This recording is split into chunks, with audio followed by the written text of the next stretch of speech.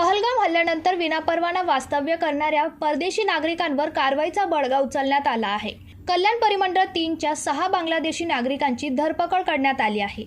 तर मागील 4 महिन्याच्या कालावधीत 36 बांगलादेशींवर कारवाई करत त्यांच्या विरोधात 17 केस दाखल करण्यात आल्याची माहिती कल्याण परिमंडळ 3चे पोलीस उपायुक्त अतुल झेंडे यांनी दिली।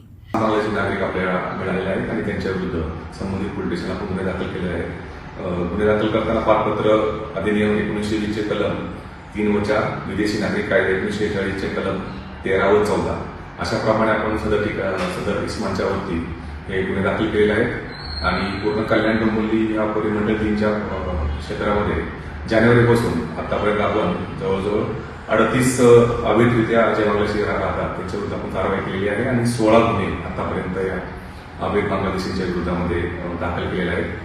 आणि ही जी कारवाई आहे परिमंडळ 3 मध्ये ही अशी या प्रकारे सुरू राहणार आहे। त्याच्यामुळे ज्या ज्या ठिकाणी अशा आम्हाला संशयावरून किंवा काही घटनेच्या माहिती मिळत आहे त्या ठिकाणी आपली टीम त्या ठिकाणी चेकिंग करत आहे। त्यांचे असणारे काही डॉक्युमेंट्स असतील, त्यांच्याकडे असणारे ओळखपत्र असेल, आधार कार्ड असेल, तर इतर काही डॉक्युमेंट त्यांच्याकडे असतील ते व्हेरिफिकेशन आमची सुरू आहे आणि त्याच्यामध्ये अशीच मोहीम या परिमंडळ 3 मध्ये सुरू राहणार आहे। सीमेवर सोडल्यानंतर पुन्हा परततात भारतात। कल्याण डोंबिवली शहरात बनावट कागदपत्राच्या आधारे मोठ्या प्रमाणावर बांगलादेशी नागरिक वास्तव्य करत असल्याचे अनेकदा उघड झाले आहे।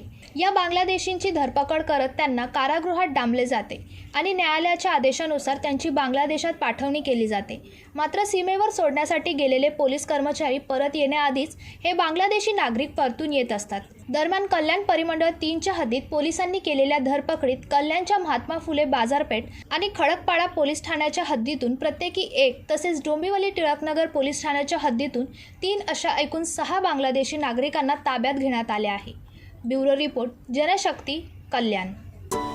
अरे, तुम्ही अजून आमच्या चॅनलला सबस्क्राईब नाही केलं तर लगेच जनशक्ती चॅनलला सबस्क्राईब करा आणि बेल आयकॉनवर क्लिक करा आणि रहा अपडेट।